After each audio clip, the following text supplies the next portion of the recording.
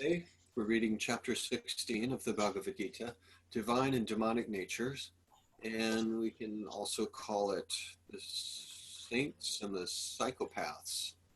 Now we've got the first three verses it's a long list.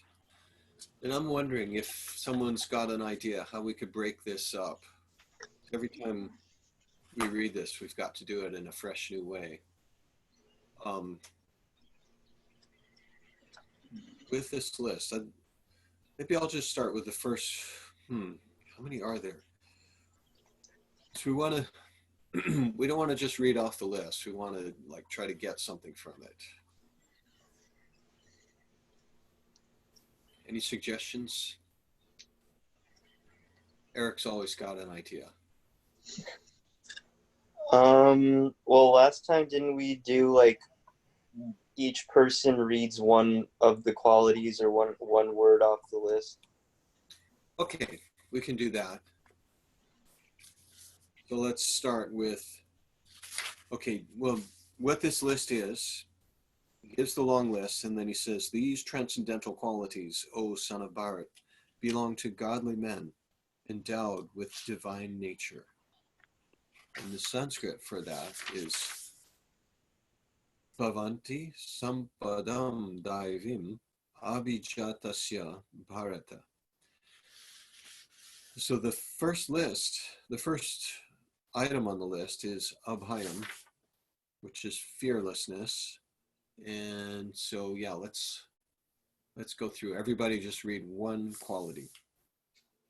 Go ahead, Matthew. Can we read it through first? That would make it easier for me. And then go one by one. Okay. You want to hear the whole list? All right. Go ahead, Matthew. Okay. The Supreme Personality of Godhead said, fearlessness, purification of one's existence, cultivation of spiritual knowledge, charity, self-control, performance of sacrifice, study of the Vedas, austerity, simplicity, nonviolence, truthfulness, freedom from anger, renunciation, tranquility, aversion to fault-finding, compassion for all living entities, freedom from covetousness, gentleness, modesty, steady determination, vigor, forgiveness, fortitude, cleanliness, and freedom from envy and from the passion for honor. These transcendental qualities, O son of Bharat, belong to godly men endowed with divine nature. Okay, that's a big chunk. Well, we could spend the whole day just studying the godly qualities. Maybe next time we go through the Gita, we'll do that. We'll do it that way. We'll spend a whole session just studying these verses. Then the next day we'll study the demon verses.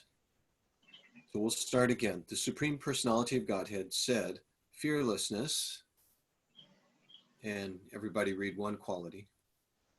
Purification of one's existence. Cultivation of spiritual knowledge. Oh, Muchu, you're muted.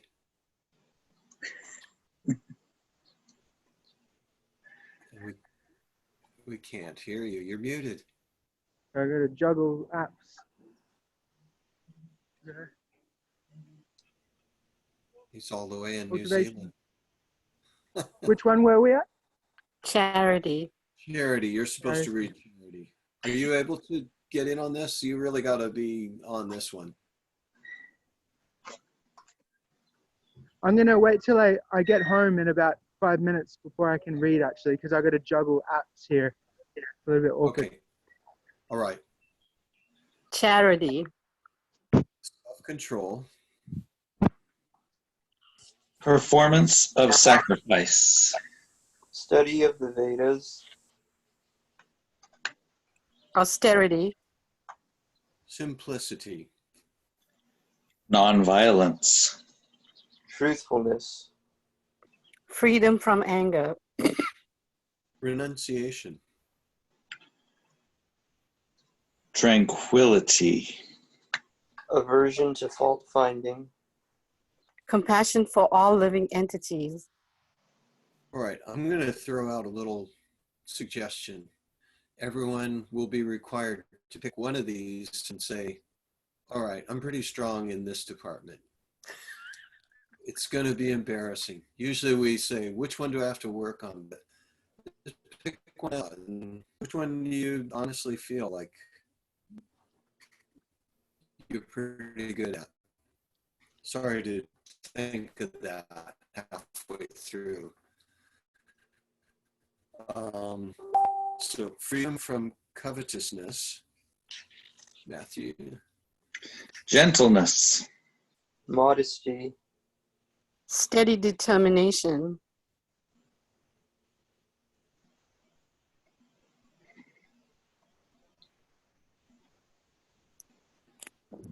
I'd say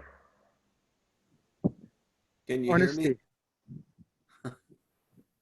Oh man. We're not even done with the list. Patience.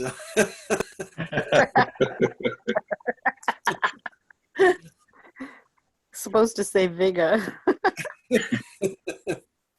Okay. All right. It's that were you able to hear me? Okay. Because I read freedom from covetousness, and then it's Matthew's turn. Gentleness. Modesty. Steady determination. Vigor. Forgiveness. Fortitude. Honesty. Cleanliness. And freedom from envy. And for the passion for honor. These transcendental qualities, O son of Bharat, belong to godly men endowed with divine nature. Okay, boy, this is a tough one. Which one am I strong in? Is anyone ready? Anyone feel? Well, Mooch already butted right in. About honesty. That's a pretty safe one.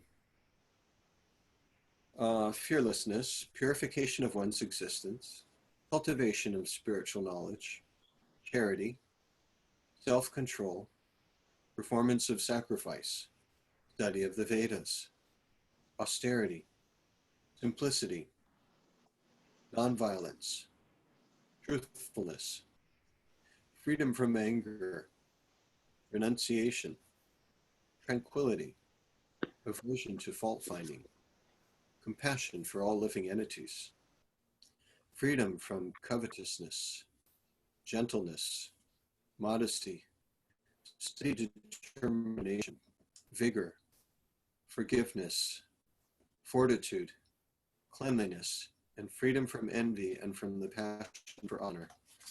Okay, anyone ready to step forward and say something?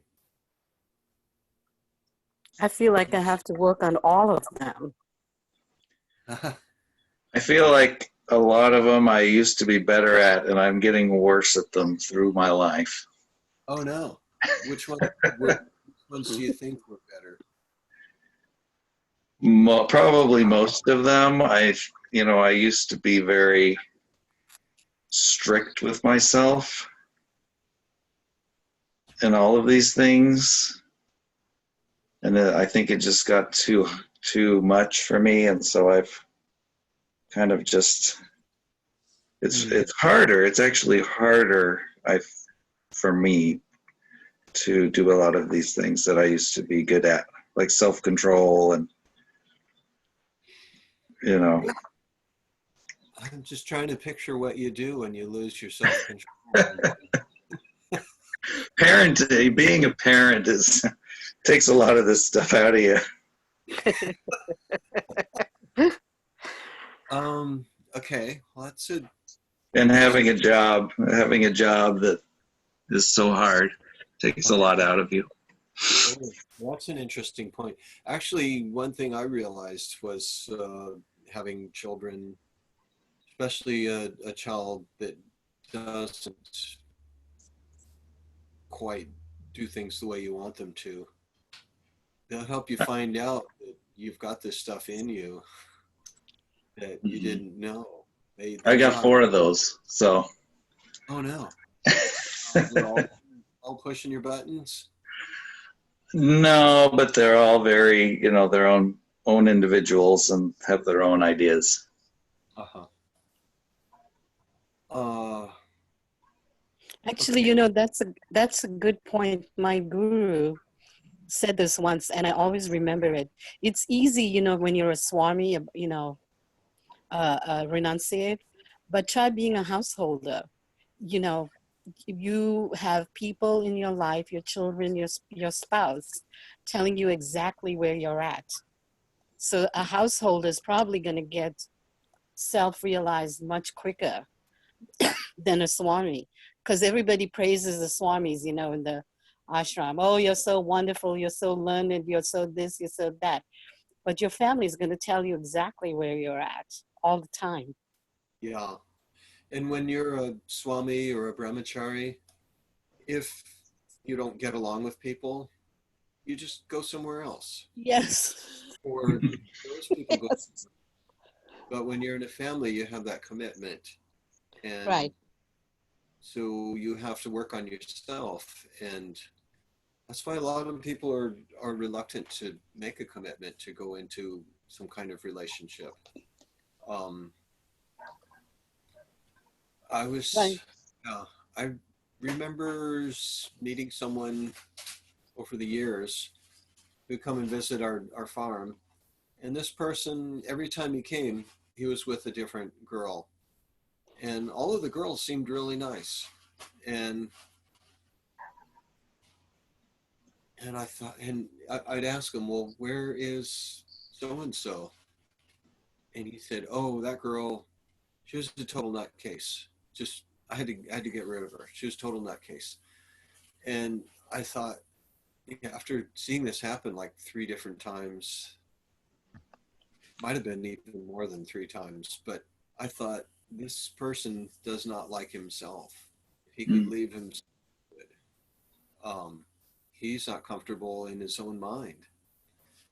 But that person eventually did make some progress, and I saw him years later, and he'd become, he'd done some introspection and grown quite a bit. And that's part of having a family too, is you're with these people that Also being in the workplace. It's really tough. And it's very realistic. You're with real people that are like, they're on the job. They don't care if you're a Swami. If you Right, don't and there's a lot of, there was a great talk at the Tobacco channel last night about envy. And I realized that in the workplace, the subtle form of envy does exist, either, in yourself or people direct it to you. You have to be so vigilant, to remain some sort of, maintain some sort of center. It's very easy to get caught up in wanting honor, being envious, etc. It's a true test, at least in my workplace. Yeah, that's going to be everywhere. All right, so I've given this assignment to all of us. Who's ready to choose one that they're like, okay, I've got that somewhat. Come on, you gotta pick one. Eric's ready. Boldly. So I guess, well, as a lot of people mentioned, I'd say that most of these, I feel like I have got some work to do, but I think, and even with the one that I picked, I think I do have quite a bit of work to do, but I think it's definitely my strongest of them is that for study of the Vedas, of the Shastra, I feel like I have a very like scholarly nature, like sort of like just like you could say like I have a attraction to like learning things all the time or acquiring knowledge. So if I have access to books or Shastra, I like to really dive deep into that and listen to different acharyas and sannyasis within our line discuss these sorts of things. So I feel like that's probably the strongest of all those, because I guess with the others, I feel like I have to make more of a conscious effort. Whereas like in my own spare time, like when I'm like for leisure, I will willingly, watch videos from like Tripurari Maharaj or someone else, or read something from the Shastra or commentary on it, I guess. Yeah. Okay, good. So that would be number 3, cultivation of spiritual knowledge. And then 4, 5, number 6, study of the Vedas. So you've got 2 of them. So that's pretty good. And that's honest. I think everyone here will agree. You've got that. Elijah, I noticed you've gone for a while. We are looking at the first series of verses in chapter 6. And I've given everyone. I read them. Okay. I've given everyone the assignment to pick one that you feel like, okay, I've kind of got that. I'm pretty strong there. Matthew, are you?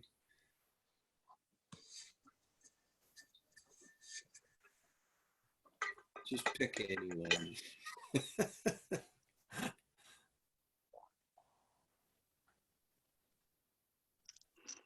Or Sharita, are you ready to choose one? I honestly have to say that I have to work on every single one of them. No. I do. I mean, honestly, but I do. I would say, I mean, performance of sacrifice, because if there's a yagna being happening anywhere, I would love. I'm very committed to being there and benefiting from it, because I love yagnas. I really do. And everything else, I can't say that I'm 100% on it. I have to work on it. Okay. And I'm grateful that I get to work on it. Well, that's cool. So we learned something about you. Performance of performance of sacrifice. You identify with that.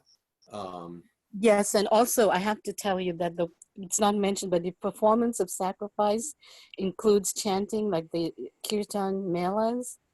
Then I'm extremely committed to that. Okay, Which is good. in its way its own way of sacrifice, right? Instead of doing a yagna, they chant the holy name. I'm very, very committed to that. Oh, good. Congregational chanting. Okay, yeah, thanks for reminding me about that. I mean, we do it all the time, and like, I always forget. Oh yeah, this is the yajna. This is the sacrifice. We do it because we like it. I'm kind of with Muchu. I'm just honest. I think that's a good one. I just try to keep it real.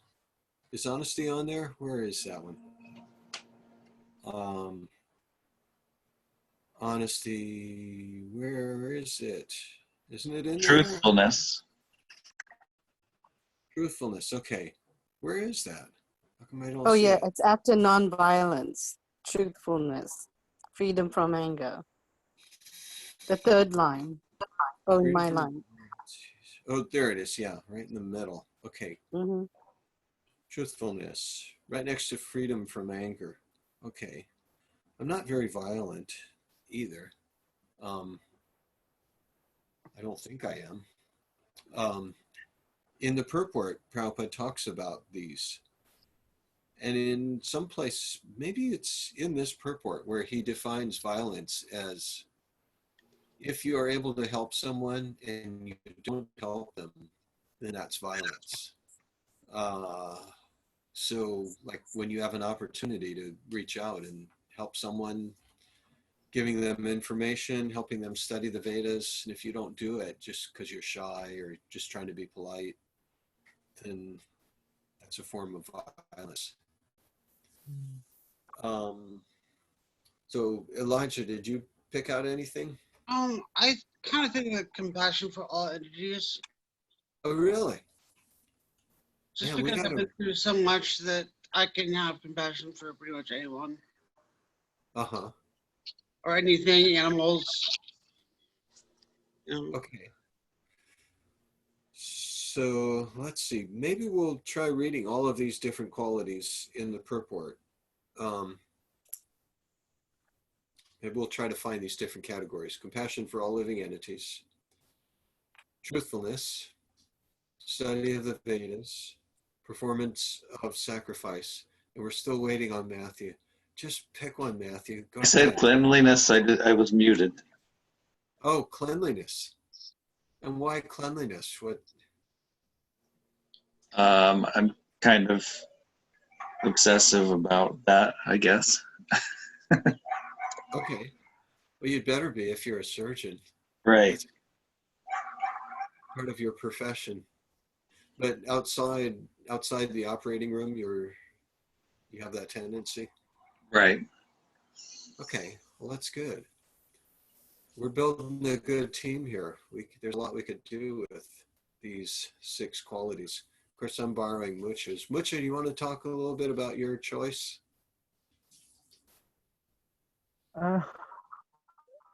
Like you said, it's the safest.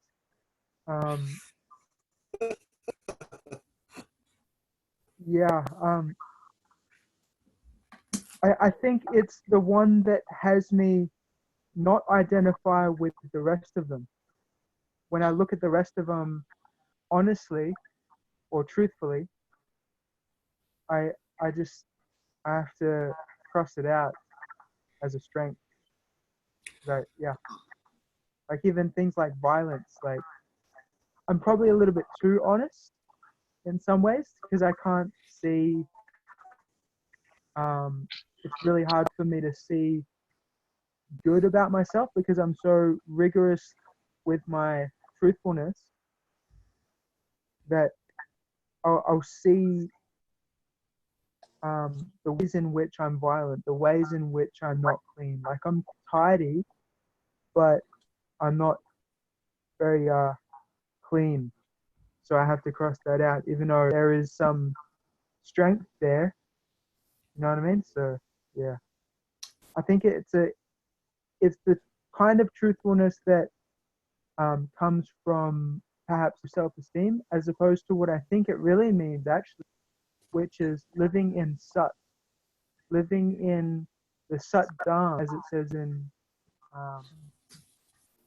I got this little book by Mahanidhi Swami called 64 Transcendental Qualities of Krishna, based on the Nectar of Devotion.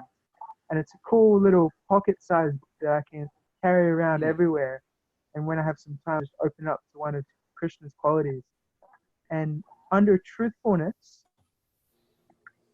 Maharaj explains how truthfulness really means to chant constantly, because those who chant constantly realize absolute truth is a person, right? And they want to act according to that truth. And they live in the Sat Dham, what he calls the truth, the Dham of truth, the abode of truth, through this chanting. So I'm not actually very truthful either. Okay. But just be honest, keep it real. I think that's what you mean. Just want to keep it real. Mahanidhi Swami, man, I haven't seen him in a long time. We were brahmacharis together back in Really? 70s. Yeah, we could trade some stories about him. Have you met him? Nope. He's become quite a recluse in Vrindavan. So let's read this first chapter, or the first paragraph of the purport, and then we'll see where it goes. So I'll start. In the beginning of the 15th chapter, the banyan tree of this material world was explained. The extra roots coming out of it were compared to the activities of the living entities, some auspicious, some inauspicious. Matthew? In the 9th chapter also, the devas, or godly, and the asuras, the ungodly, or demons, were explained. Now, according to Vedic rites, activities in the mode of goodness are considered auspicious for progress on the path of liberation, and such activities are known as Daivi Prakriti, transcendental by nature. Those who are situated in the transcendental nature make progress on the path of liberation. For those who are acting in the modes of passion and ignorance, on the other hand, there is no possibility of liberation.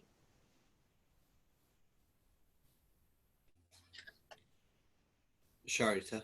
Oh, sorry. Either they will have to remain in this material world as human beings, or they will descend among the species of animals or even lower life forms. In this 16th chapter, the Lord explains both the transcendental nature and its attendant qualities, and the demonic nature and its qualities. He also explains the advantages and disadvantages of these qualities.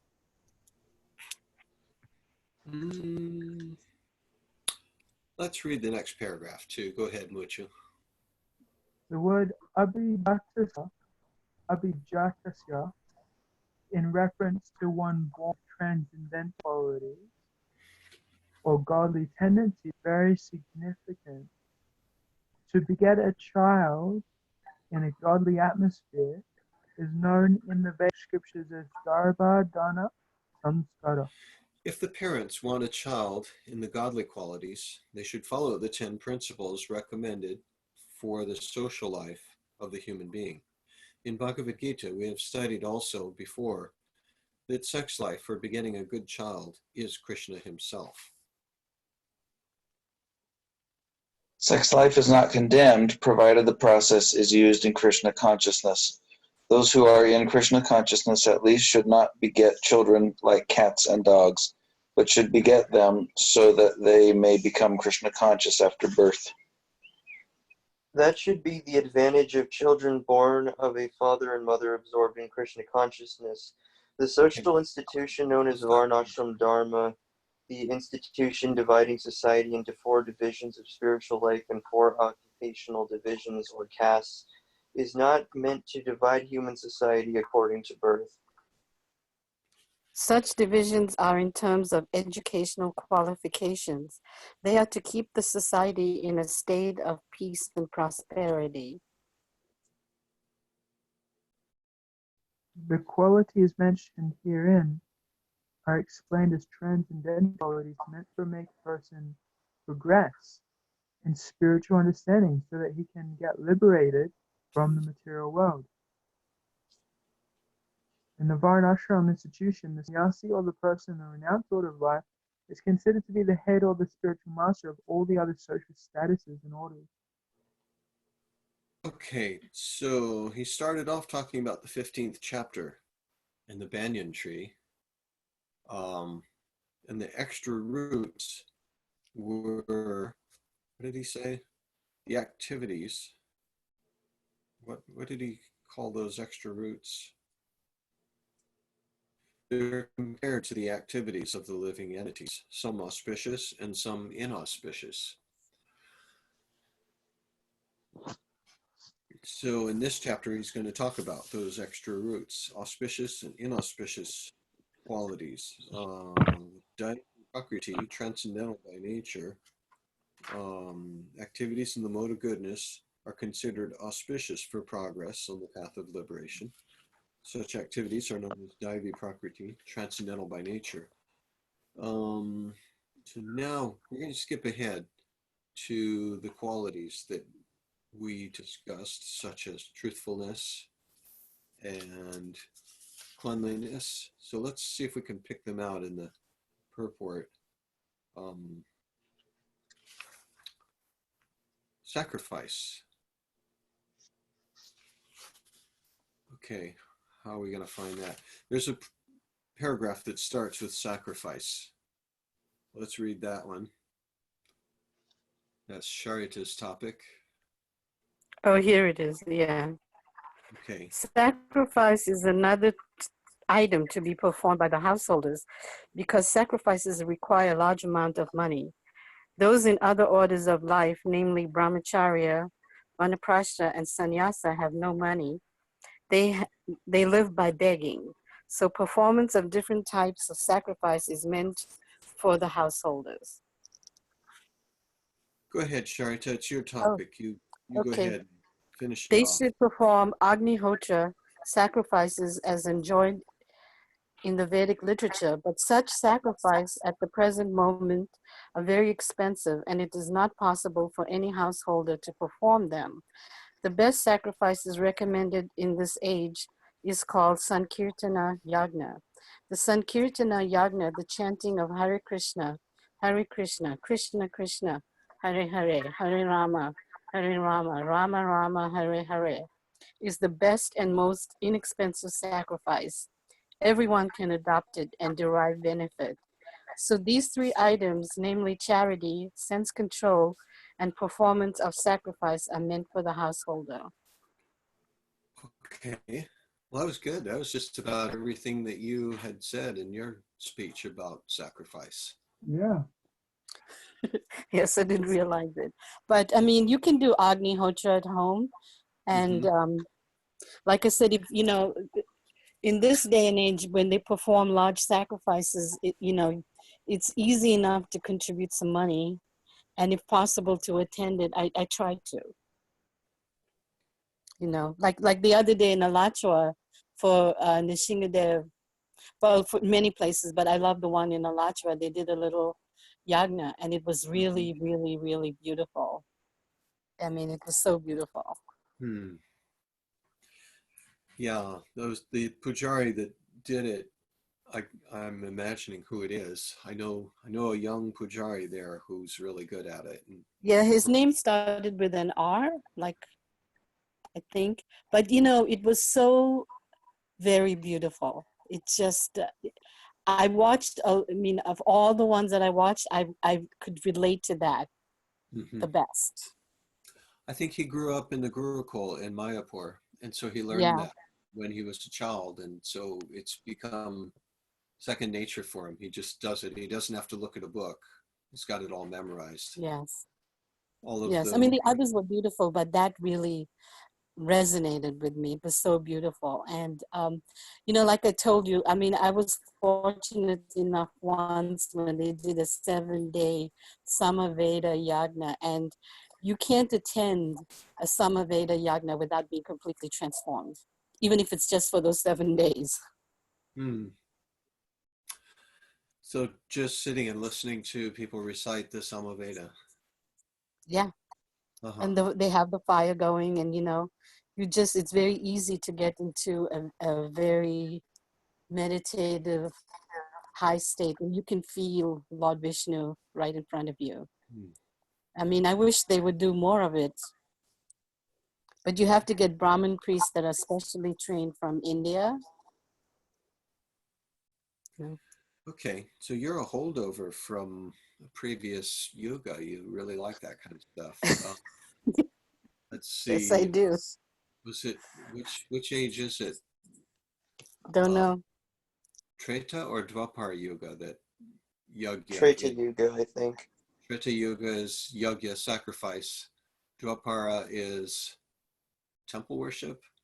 Yes. And then what's that? The first one, Satya Yuga? Which one's meditation? I thought that was No. Satya Yuga. Yeah. Meditation is Satya Yuga. Yeah. Then Treta would be sacrifice. Okay. Wow. Sharita's been around since Treta Yuga. But don't get me wrong, I love the kirtan melas, or saptas as they call them in India. Absolutely love chanting. Okay, so now here we have in the next paragraph is Swadhyaya, Vedic study. So you got to read that one, Eric. It's your topic. Then Swadhyaya, Vedic study is meant for brahmacharya or student life. Brahmacharis should have no connection with women. They should live a life of celibacy and engage the mind in the study of Vedic literature for cultivation of spiritual knowledge. This is called Swadhyaya. Is that what you signed on for? Well, I would not say I'm a full brahmachari, but I think I follow those regulative principles pretty. I got 3 of them pretty thoroughly down, but anyways, Okay, we don't have to get too personal here. yeah. But you like study, and Yeah. you can even as a householder. But yeah, if you're deep into study, then at least some period you spend as a brahmachari in the ashram, and you will learn a lot in that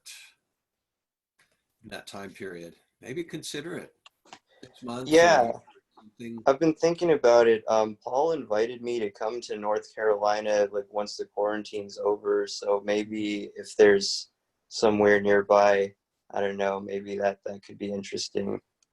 But if you want the brahmachari experience, one place I would recommend, they have a waiting list, is in Denver. They've got a really good brahmachari ashram. And they're very studious, and yeah, different young men that I've met here and there that were coming into Krishna consciousness, all of a sudden there they are in the brahmachari ashram in Denver, and they just like bam, in just a few months they've learned so much. They're learning shlokas, they're memorizing shlokas, they've really got a grip on the books. They sit and read together every day for let's see, this was when I was there some time ago. They would spend like 2 hours reading together every day. And then they go out and distribute books, and then they have their personal study time. It's really a strong environment, and yeah. Oh, cool. Oh yeah, I think one brahmachari I know out in LA was telling me about that. Do you know if Tripurari Maharaj his because he has a temple out in like California, right? Do you know if there's brahmacharis live there, or is that just kind of his private abode? Or I'm not sure what's going on there now, but give them a call, ask them. I believe that you have people living there. okay, What did you say, Elijah? I believe they do have people living there, at least as of a couple years ago. Well, yeah, they do have people living there, but I think it's like a married couple. I don't know. He used to have a really good, strong brahmachari team there, but they've kind of, I don't know what's happened. Some have gotten married, and yeah, a lot of people don't stay that way forever. yeah. They move on. Which is smiling. He's been through that. He's being honest. And we still have to find cleanliness and honesty, truthfulness. Where are they? Cleanliness toward the end. Yeah. Okay. Oh, Shocham. Yeah, it's the very last one. And where is our honesty? Where you got to find that one. Truthfulness. Is But, it Satyam? Yeah, it's the one after Ahimsa. Satyam.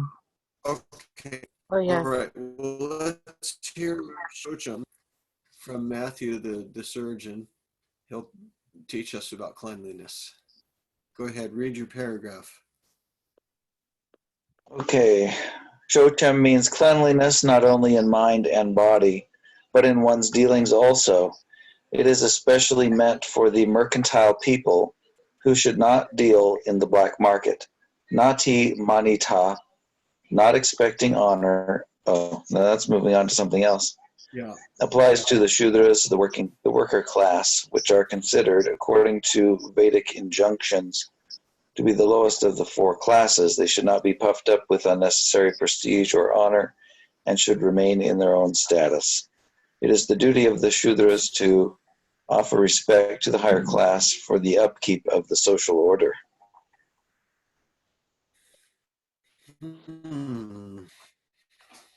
All right. So go ahead and read. Well, did you get anything from that?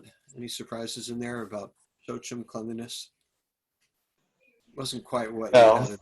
it applies, to mind and body and one's dealings. Clean in So your not just physical cleanliness, I guess. Yeah. Where is Satyam Muchu? After, let's see, after non-violence, which is ahimsa. So But in the in a purport, quota, they're not going to be yeah, in the same order. Satyam. Do you want me to read it? Oh, yeah. Yeah, go ahead, read that. Satyam, this word means that one should not distort the truth for some personal interests. In Vedic literature, there are some difficult passages, but the meaning of the purpose should be learned from a bona fide spiritual master. That is the process for understanding the Vedas. Shruti means that one should hear from the authority. One should not construe some interpretation for his own personal interest. There are so many commentaries of Bhagavad Gita that misinterpret the original text. The real import of the word should be presented, and that should be learned from a bona fide spiritual master. All right. Well, that was interesting. Compassion for all living entities. We got to find that one. Yeah, but before we move on, Yes. what is the definition of truth, right? Isn't the definition of truth is that something that never changes? It hasn't changed in the past, will not change in the future. It doesn't change in the present. So there's a very deep meaning to this, the truth. Satyam, It's yes. not just about being, I just wanted to say that it's not just about being honest. The real truth is something that never changes. Yes, based on the word sat, something that really exists. Sat and asat would mean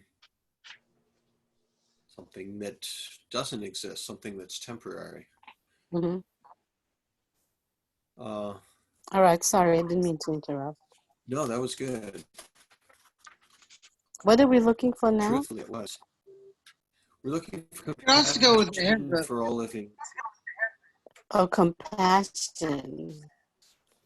I can also go with ahimsa. You found it? Yeah. Well, ahimsa is fine. Oh, ahimsa. That'll work too. All right. Where is it?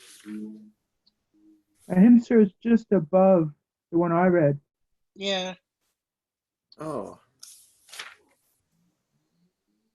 Akroda, check anger, apashanam. All right, you want to read that one, Elijah? Sure. Ahimsa means not arresting the progressive life of any entity.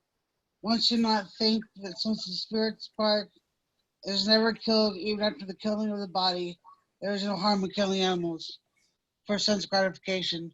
People are now addicted to eating animals, in spite of having an ample supply of grains, fruits, and milk. There is no necessity for animal killing. This injunction is for everyone. When there is no alternative, one may kill an animal, but it should be offered in sacrifice. At any rate, when there is an ample food supply for humanity, persons who are desiring to make advancement in spiritual realization should not commit violence to animals. Real ahimsa means not taking anyone's progressive life. The animals are also making progress in their evolutionary life by transmigrating from one category of animal life to another. If a particular animal is killed, then his progress is checked. If an animal is staying in a particular body for so many days, for so many years, and is ultimately killed, he has to come back again in that form of life to complete the remaining days in order to be promoted to the to another species of life. So their progress should not be checked simply to satisfy one's palate. This is called ahimsa. Oh man, good choice. Ahimsa. Okay, nonviolent Elijah, compassion for all living entities. And what kind of shirt are you wearing today? A vegan band called Propaganda. Really? Can we see that? I want to put on my glasses. Propaganda. Okay, cool. Propaganda. How come I never thought of that name? That's so cool. And what's Eric wearing today? Which band are you promoting? It's Discrepancy. They're a straight edge band from Orange County, California. OC. Okay, I thought that said DC. OC straight edge, really? Discrepancy. Huh. Man, you're supporting all the bands, all the straight edge bands. What about Yep. Do you know that band? Yeah, I have their first album. I used to listen to that band a lot when I was younger. They have what is it? Yeah, they have they have some pretty good songs. They're let me think. They're definitely they're very musically talented. Like as musicians, they got a lot of skill compared to most punk bands, despite how simple the music is. So yeah. Wow, not only do you study the Vedas, but you study all the straight edge bands. And all of their different roots and extra side roots. Okay, so now those were the 26 qualifications. All these 26 qualifications mentioned are transcendental qualities. They should be cultivated according to the different statuses of social and occupational order. The purport is that even though material conditions are miserable, if these qualities are developed by practice by all classes of men, then gradually it is possible to rise to the highest platform of transcendental realization. So that right there is like a whole chapter's worth of information just in those 3 verses. But we still got the rest of the chapter to go. What time is it? My I have to watch. go, Prabhu.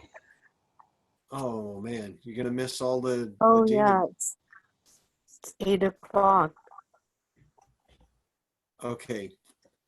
All right, you're gonna leave us with the demons.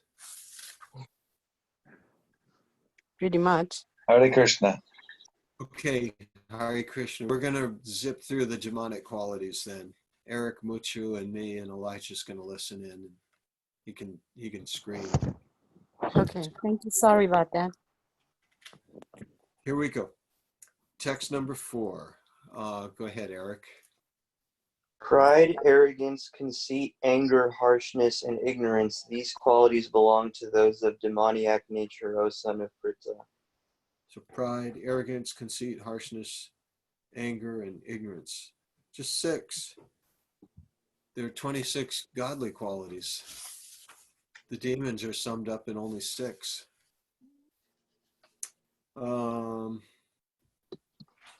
Let's read the purport. Read 2 sentences of the purport, Muchu. Okay.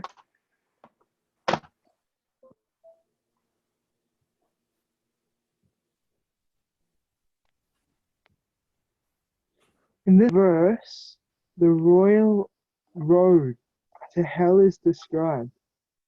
The demoniac want to make a show of religion and advancement in spiritual science, although they do not follow the principles. They are always arrogant or proud in possessing some type of education or so much wealth. They desire to be worshipped by others and demand respectability, although they do not command respect. Over trifles they become very angry and speak harshly, not gently. They do not know what should be done and what should not be done. They do everything whimsically according to their own desire. They do not recognize any authority. These demoniac qualities are taken on by them from the beginning of their body, in the womb of their mothers, and as they grow, they manifest these inauspicious qualities. Mm. Well, that purport, I never noticed the word harshness. the which word? Harshness. Yeah. Like, I find it a little bit refreshing and surprising because it's like quite down to earth. Like it's not necessarily it doesn't occur as a typical anarta. It's more in the category of dinner. Like it's more like someone can be completely right in everything that they say and believe and stand for, but if they present themselves in a way that's just kind of mean and they give you the cold shoulder, it's very disturbing. And for me, that's kind of what the word harshness speaks to, that quality of just being a bit mean and cold. And I didn't really expect it to be listed in such a, you know, like a list of set demoniac qualities. And it's it's like you said, it's only 6, and it's one of them. Yeah. And 2 on this list are almost like synonyms. Pride and conceit. Right. Are you talking about? Pride and conceit. Yes. Yeah. Right. What's and even arrogance. It's pride, arrogance, Yes, conceit. All that's 3 of quite those similar are. to harshness in one way. But then harshness, Yeah. that like, yeah. And I like how you said that. Someone could be right. They could even be like following all the rules and doing everything right. But if they speak harshly, it's not good. It's not cool. Yeah. You don't want to be around. Right.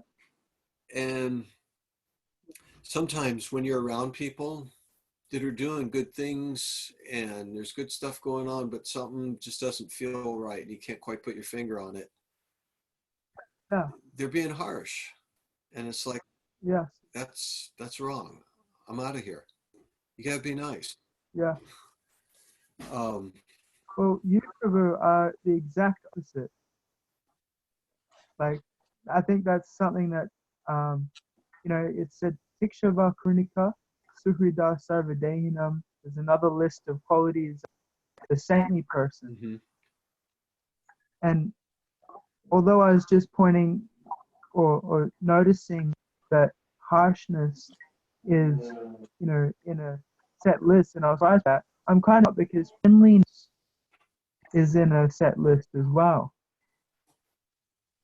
What was on That word friendly? friendliness? Yes, in that verse, Titikshava Karunika. Yeah. Suhrida. Yeah, so that kind of Friendliness. Oh, cool. Hey, Yeah. you're noticing good. And that's you. Yeah. In the 11th canto, there is a verse that says, well, there's a series of verses that talk about saintly people. And one of them says, saintly people are just like water. Because, and it gives a whole list of reasons why saintly people are like water. One of them is it gives a pleasant sound. So saintly people, they're not going to speak harshly. It's going to be a pleasant sound. Water. Pleasant. Let's see what's in there. It's cooling.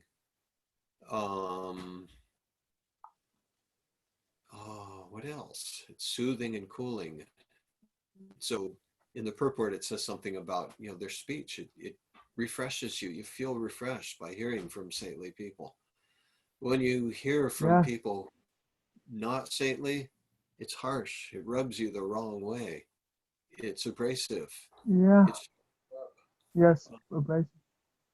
In the next chapter, austerity of speech, anudvega karam vakyam, says the austerity of speech is you should speak in a way, well, you should not speak in a way It stirs up people's vegas. Vega means Right. waves of I emotion. just, So, like, oh, wow, that's all the speeches we hear nowadays. That's what the news is about. The news is totally focused on stirring up our Vegas. They want wow. us to get angry. Here's the guy that's causing all of your trouble. Yeah. It's this guy over here. And so Yeah. everybody, they want to look at him and sneer and yell at their screen. Um, so, okay, good call. Yeah, harshness. Thanks for pointing that out. The Sanskrit word is parusham. Nambo darpa bimanascha, krodham, parushyam evacha. Kroda, anger. So anger's in there, and ignorance also. Interesting that it's Prarusham. It's interesting that the word for harshness is Parusham, because that's kind of like the word Parusha, which means joyer or supreme. Purush, yeah.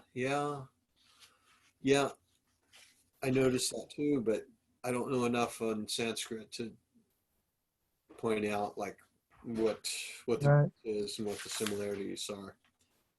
Yeah, sure. Okay, so enough of this demon stuff. Let's move on. Text 5. Go ahead, Eric.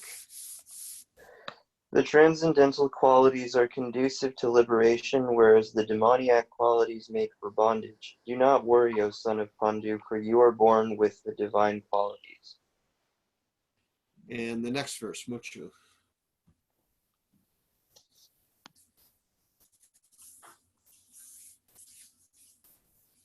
O son of Pratap, in this world there are two kinds of created beings. One is called divine and the other demoniac. I have already explained to you at length the divine qualities. Now hear from me of the demoniac. Oh, is Yeah. that right? You're right.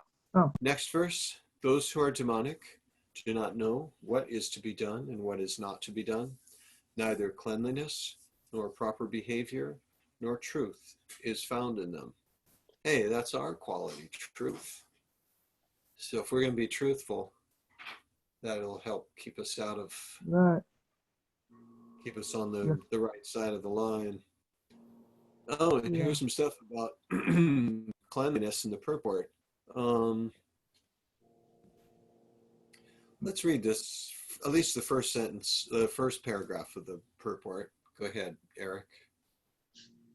In every civilized human society, there is some set of scriptural rules and regulations which is followed from the beginning, especially amongst the Aryans who adopt the Vedic civilization and who are known as the most advanced civilized peoples.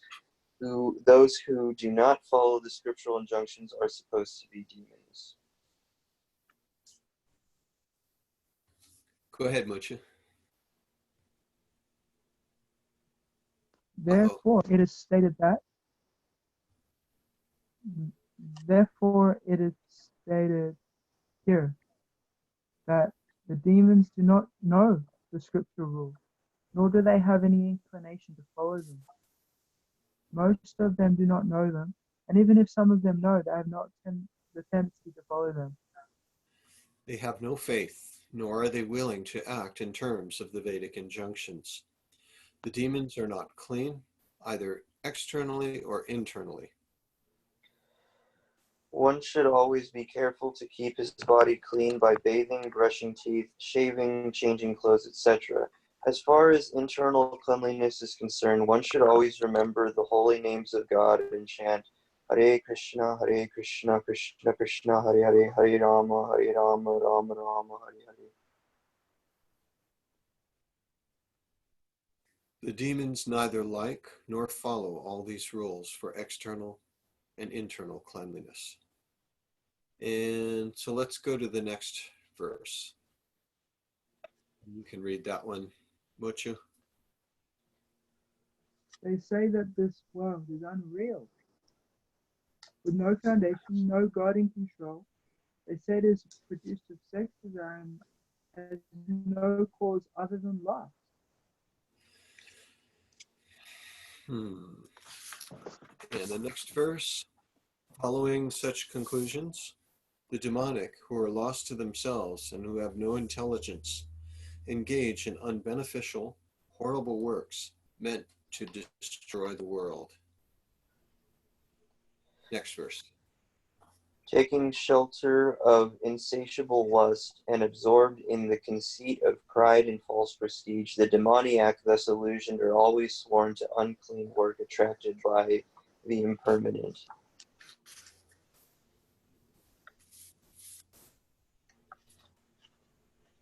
They believe that to gratify the senses is the prime necessity of human civilization.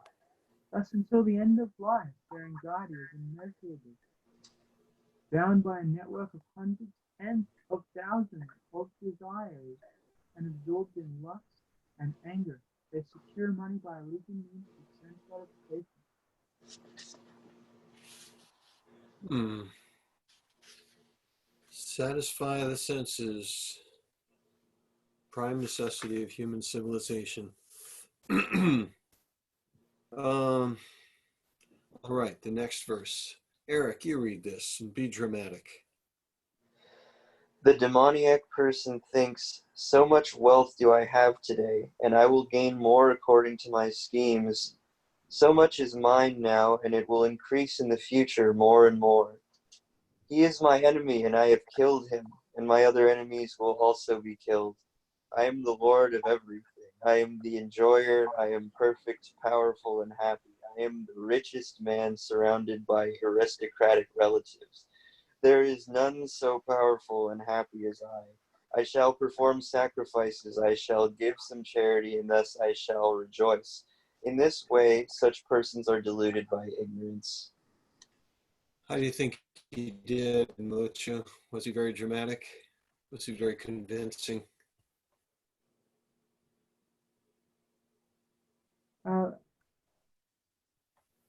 I think our friend's a little bit shy in general, so I'll say that was pretty good for Eric there. He was pushing it, okay. All right, read the next verse, Mocha.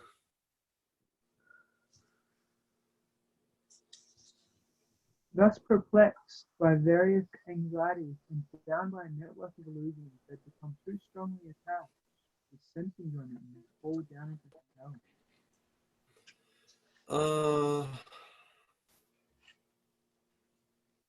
Let's look at this purport.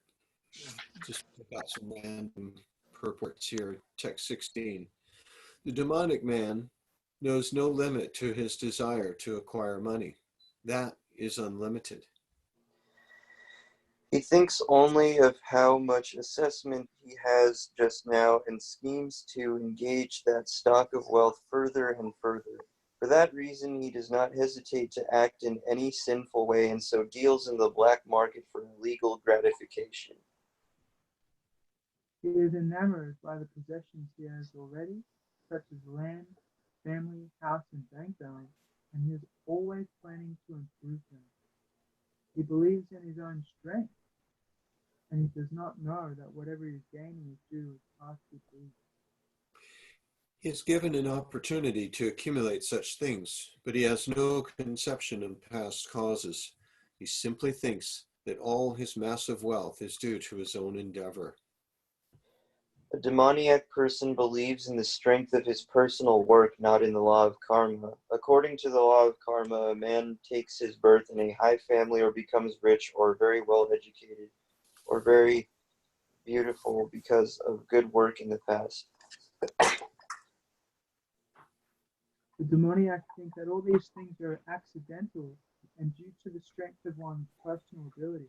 They do not sense any arrangement behind all the varieties of people, beauty, and education. Anyone who comes into competition with such a demonic man is his enemy. There are many demonic people, and each is enemy to the others. This enmity becomes more and more deep between persons, then between families, then between societies, and at last between nations. Therefore, there is constant strife, war, and enmity all over the world. Each demoniac person thinks that he can live at the sacrifice of all others. Generally, a demoniac person thinks of himself as the supreme God, and a demoniac creature tells his followers, "Why are you seeking God elsewhere? You are all yourselves God. Whatever you like, you can do. Don't believe in God. Throw away God. God is dead." These are the demoniac preaching. Okay, all of these things that he's saying here in the chapter before, I mean, the paragraph before, anyone who comes in competition with such a demonic man is his enemy.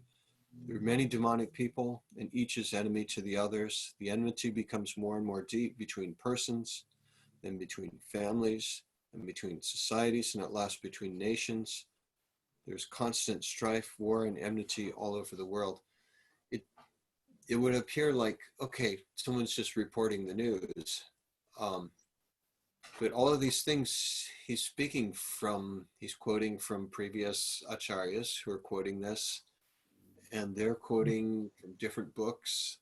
This is like real solid information, traditional information that people have known about. They've known about these tendencies for a long time. It's right here in the Bhagavad Gita, and so they've just expanded on it. The tendency is for a demonic person to think there's no control. I'm in control. If I have things, it's because I've worked for them. It's got nothing to do with karma or blessings, other people helping. They don't recognize that. If someone else has things, they see that person as an enemy. And the enmity grows so that my family hates your family, then it grows into a nation, and then our nations are at war. And then let's see what you just read about the demonic preacher tells his followers, we are all God, don't believe in God. Although the demonic person sees others equally rich and influential, or even more so, he thinks that no one is richer than he, and that no one is more influential than he. As far as promotion to the higher planetary system is concerned, he does not believe in performing yagyas or sacrifices.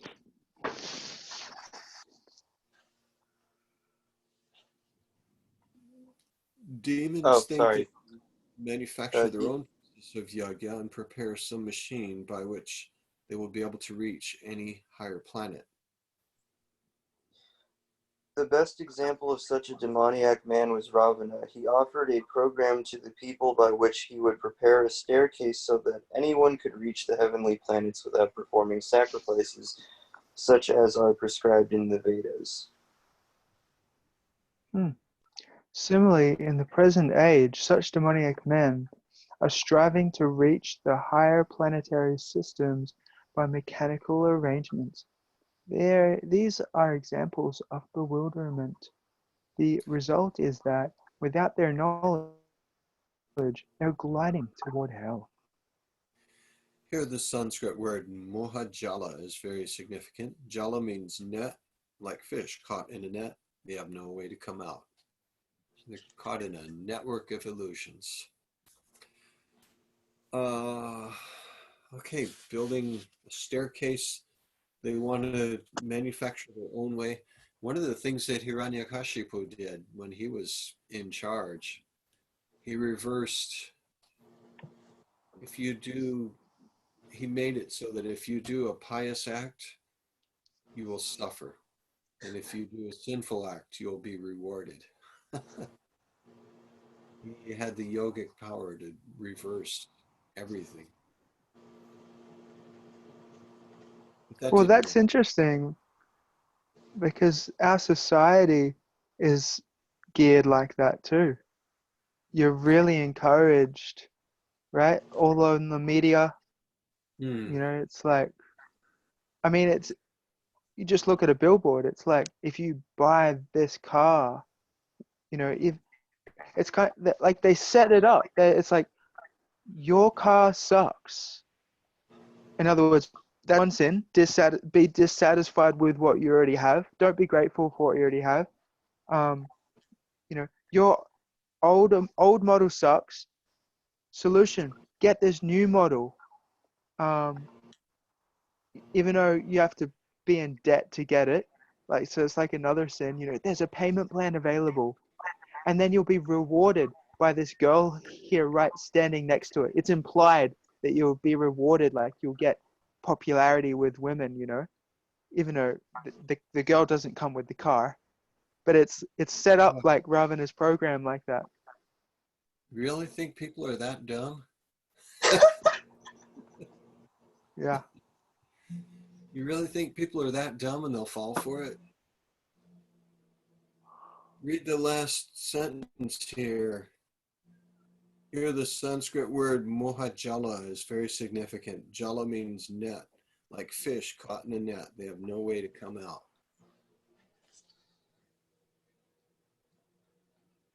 Wow. That's scary. And yeah, so if we have a cheating tendency, then we are much more likely to be cheated. Most of the time, the cheaters will come to you and say, hey, I got this stuff here. It's government stuff, and I'm not really supposed to be selling it to civilians, but I got it and I can sell it to you really cheap. And give me some money down. We'll meet over there.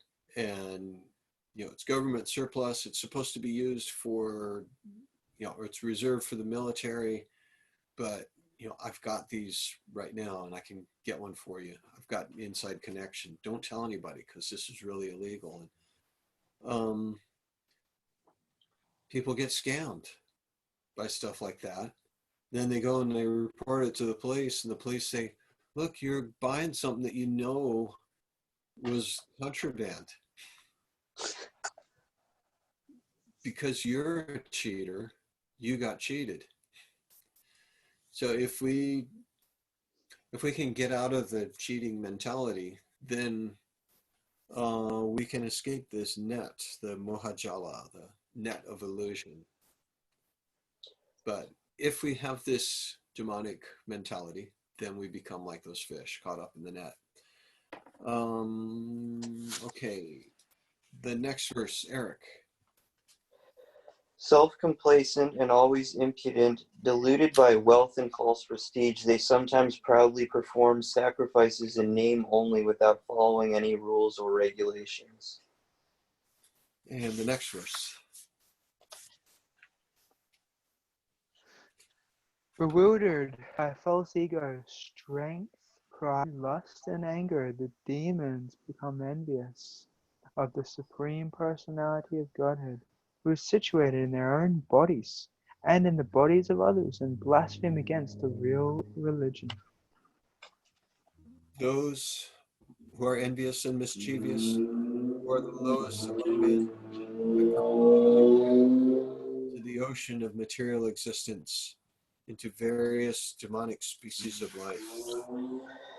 Attaining repeated birth amongst the species of demoniac life, O son of Kunti, such persons can never approach me. Gradually they sink down to the most abominable type of existence.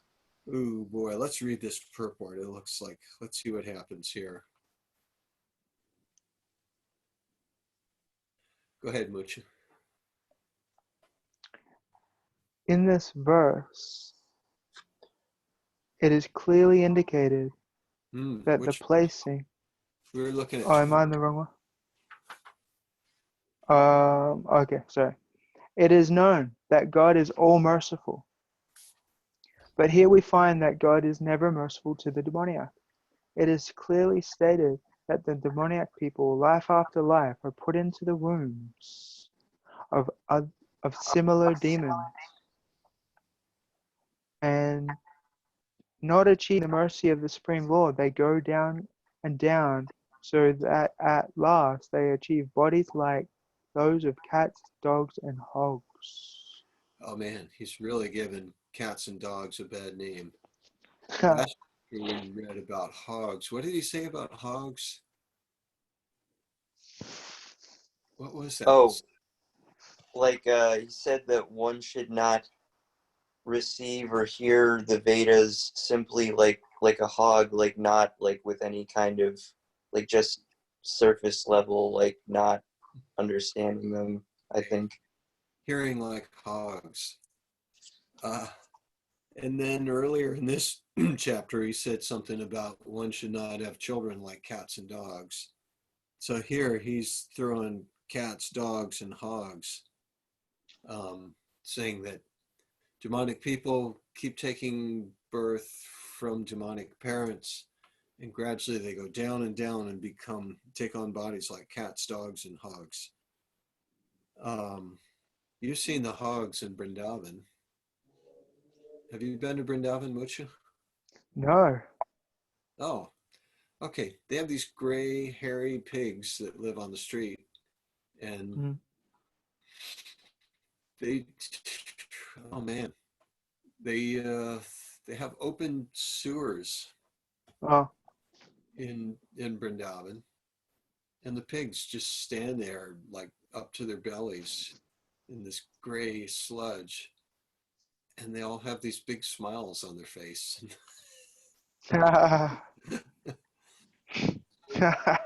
Maybe that's why Prabhupada keeps bringing up these hogs, because like he's been around, he's seen them in Brindavan, and he looks at them and like they're bridge basis. Right. They're they've taken birth in Brindavan, but what a disgusting kind of birth. And the dogs and cats in India are all sickly and street dogs with mange, and they're missing a lot of hair, and cats are skinny, and they're not like the heavy cats and dogs that we have here in the West. So he's talking about those kind of cats and dogs and hogs. Let's see, so where are we? It is clearly stated that such demons have practically no chance of receiving the mercy of God at any stage of later life. In the Vedas also it is stated that such persons gradually sink to become dogs and hogs. It may be then argued in this connection that God should not be advertised as all merciful if he is not merciful to such demons. In answer to this question, in the Vedanta Sutra, we find that the Supreme Lord has no hatred for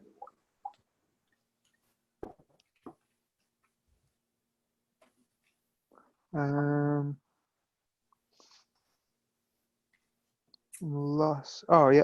The placing of the asuras, the demons, in the lowest status of life is simply another feature of his mercy. Sometimes the asuras are killed by the Supreme Lord, but this killing is also good for them.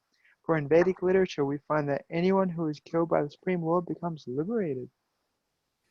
There are instances in history of many asuras, Ravana, Kamsa, Hiranyakashipu, to whom the Lord appeared in various incarnations, just to kill them. Therefore, God's mercy is shown to the asuras if they are fortunate enough to be killed by him. Well, that certainly clears things up. I think a new person reading this might still be unsettled. But something I've heard, I think it was Vishwanath, his commentary on these two verses, it says that when Krishna is saying this, it's kind of like a parent that's mad at their kid saying, I'm just going to drop you off at the circus and leave you there to be raised with the wolves. Mm. Let the clowns take care of you. Krishna never really lets the living entity go, but he's just speaking about these people, and he's getting a little angry, like, come on, you dummies, get it together. He doesn't really mean that. The word perpetually is used. In the previous verse, I perpetually cast into the ocean of material existence, into various demonic species of life, those who are envious and mischievous, the lowest among men.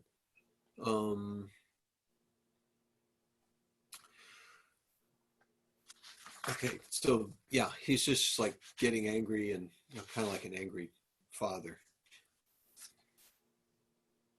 kind of exaggerating. Doesn't really mean it.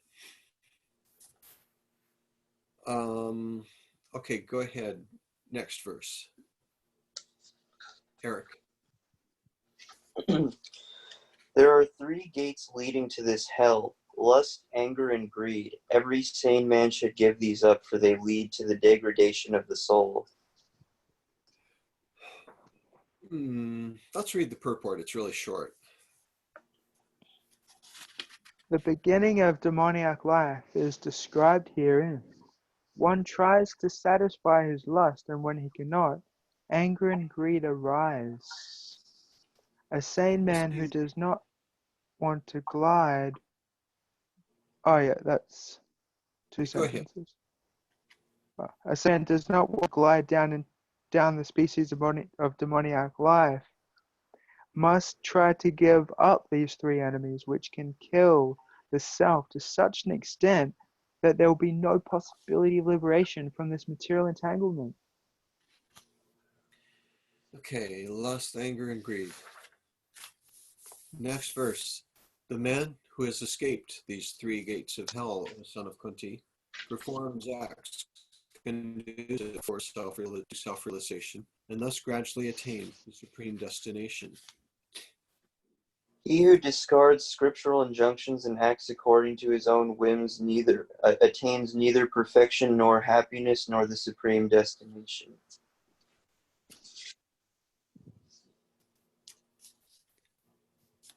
One should therefore understand what is duty and what is not duty by the regulations of the scriptures. Knowing such rules and regulations, one should act so that he may gradually be elevated.